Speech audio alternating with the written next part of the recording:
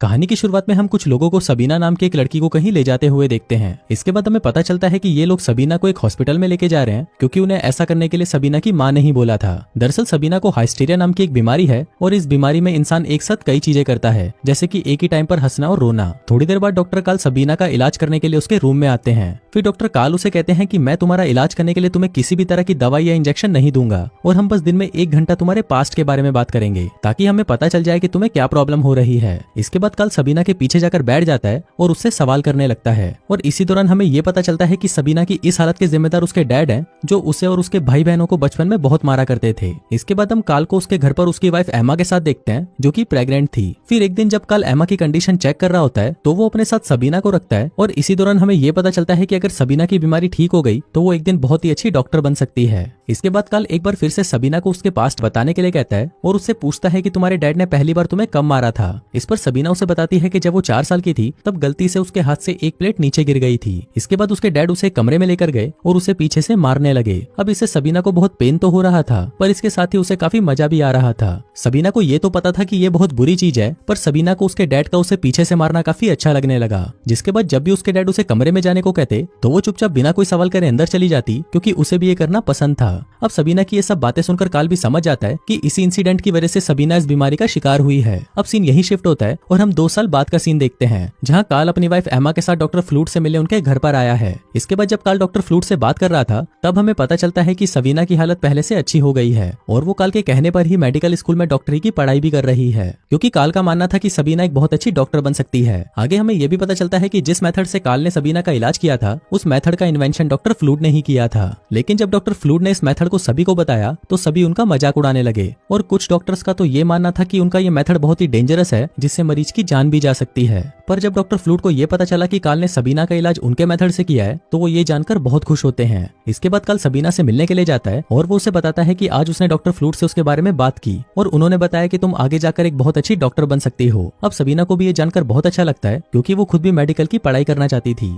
अब ऐसे ही कुछ दिन बीत जाते हैं और एक दिन डॉक्टर फ्लूट ऑटो नाम के एक आदमी को उसका इलाज करने के लिए डॉक्टर काल के पास भेजते हैं। दरअसल डॉक्टर ऑटो पहले एक फिजियोएनालिसिस डॉक्टर था पर धीरे धीरे वो लड़कियों का एडिक्ट हो गया था और अब उसके इसी एडिक्शन को छुड़ाने के लिए उसके फादर ने उसे डॉक्टर फ्लूट के पास भेजा था। इसके बाद डॉक्टर फ्लूट ने उसे काल के पास भेज दिया क्योंकि काल ने कुछ सालों पहले सबीना को भी उन्हीं के ही मेथड से ठीक किया था। इसके बाद जब काल ऑटो से बात करता है तब उसे पता चलता है कि ऑटो का अपने कई सारे पेशेंट्स के साथ अफेयर चल रहा है। दरअसल ऑटो का ये मानना था कि ऐसा करके वो सिर्फ पेशेंट्स को ठीक ही नहीं कर रहा बल्कि वो उन्हें जिंदगी में आगे बढ़ने के लिए उनका साथ भी दे रहा है। इसके बाद जब काल सबीना से मिलता है तो उससे बातों के दौरान सबीना उसे किस कर लेती है। दरअसल काल को भी सबीना बहुत टाइम से पसंद थी इसलिए वो भी उसे कुछ नहीं कहता। फिर जब ये बात ऑटो को पता चलती है तो वो काल को कहता है कि उसे सबीना को सब कुछ करने की फ्रीडम देनी होगी और उसे सबीना के साथ इंटीमेट भी होना होगा। अब ऑटो की बातें सुनकर काल को समझ आ गया था कि उसे क्या करना है, पर इसके साथ ही वो ये भी सोच रहा था कि ऑटो तो खुद यहाँ पर अपना इलाज करवाने आया था पर वो तो खुद काल को नई नई चीजें सिखा रहा है। इसके बाद एक दिन ऑटो किसी तरह चुपके से उस हॉस्पिटल से भाग जाता है पर जाने से पहले उसने काल के लिए एक चिट्ठी छोड़ी थी जिसमें उसने लिखा था कि वो अपने बाप से तंग आकर यहाँ से भाग रहा है इसलिए इसमें काल की कोई गलती नहीं है। इसके साथ ही वो काल को ये भी कहता है कि अगर वो सबीना को पसंद करता है तो उसे सबीना के साथ इंटीमेट होना चाहिए। अब ये पढ़कर काल अपने आप को रोक नहीं पाता और वो सीधा सबीना के घर चला जाता है जहाँ पर वो उसके साथ पहली बार इंटीमेट होता है और इसी के बाद से ही उन दोनों में अफेयर शुरू हो जाता है। अब उनका ये इंटीमेट वाला सिलसिला कुछ टाइम तक ऐसे ही चलता है और इसी दौरान सबीना काल को कई बार अपने पीछे मारने के लिए भी कहा करती थी, ठीक उसी तरह जिस तरह उसके डैड बचपन में उसे मारा करते थे।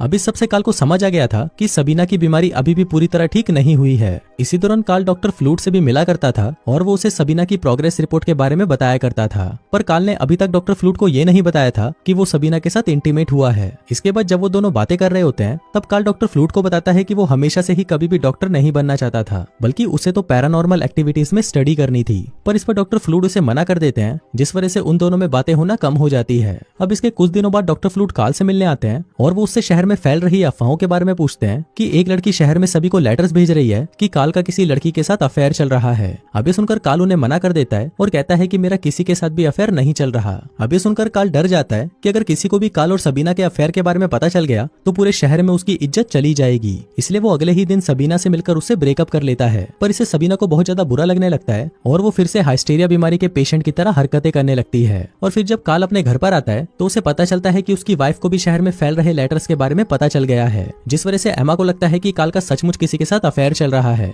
और इसी के चलते वो कुछ दिनों के लिए काल से बातें करना भी बंद कर देती है। अगले दिन सबीना सीधा काल के ऑफिस में आती है और वो उसको कहती है कि लेटर्स वाली बात सबीना की माँ को भी पता चल गई थी और जब उन्होंने काल से इस बारे में पूछा तो काल ने उसे मना कर दिया कि सबीना अब उसकी पेशेंट नहीं है। अभी सुनकर सबीना को गुस्सा आ जाता है क्योंकि एक तो काल ने उसे छोड़ दिया और अब वो सबसे झूठ भी बोल रहा है कि सबीना उसकी पेशेंट नहीं थी, इसलिए सबीना गुस्से में वहाँ से चली जाती है। अब सबीना को अपनी मेडिकल की पढ़ाई के लिए किसी की हेल्प की जरूरत थी, इसलिए वो डॉक्टर फ्लूट को लेटर लिखकर उनसे हेल्प के लिए रिक्वेस्ट करती है और साथ ही वो उस लेटर में अपने और काल के रिलेशनशिप के बारे में भी उनको बता देती है। अब जब डॉक्टर फ्लूट को पता चलता है कि काल और सबीना का अफेयर चल रहा था तो वो तुरंत काल को लेटर लिखकर उनसे पूछते हैं कि क्या तुम्हारा सच में सबीना के साथ अफेयर चल रहा था। लेकिन इस पर काल उन्हें जवाब देते हुए एक लेटर में लिखता है कि सबीना सिर्फ उसकी पेशेंट थी, इसके अलावा उनके बीच में कुछ नहीं था। अब डॉक्टर फ्लूट काल की बात पर यकीन कर लेते हैं और फिर वो सबीना को एक लेटर लिखते हैं कि तुमने मुझसे झूठ बोला, इसलिए मैं तुम्हारी कोई हेल्प नहीं कर सकता। अब जब सबीना उस लेटर को पढ़ती है तो उसे बहुत ज्यादा बुरा लगता है और वो रोने लग जाती है। इसके बाद सबीना काल के पास आती है जो कि अपनी वाइफ के साथ ये शहर छोड़कर दूसरे शहर जा रहा था। वहाँ सबीना काल को उनके रिलेशनशिप के बारे में डॉक्टर फ्लूट को बताने के लिए कहती है क्योंकि अगर काल ने ऐसा नहीं किया तो डॉक्टर फ्लूट उसकी हेल्प नहीं करेंगे। अब सबीना के बार बार इंसिस्ट करने पर काल मान जाता है और वो डॉक्टर फ्लूट को लेटर लिखकर सारी बातें बता देता है। फिर जब डॉक्टर फ्लूट उस लेटर को पढ़ते हैं तो वो सबीना से माफी मांगते हैं और उसे अपने पास बुला लेते हैं। अब ऐसे ही कुछ साल बीत जाते हैं और एक दिन सबीना काल से मिलने उसके घर पर आती है। फिर जब एमा और सबीना आपस में बातें कर रही होती हैं तब सबीना उसे बताती है कि उसने एक रशियन आदमी से शादी कर ली है और वो प्रेग्नेंट भी है।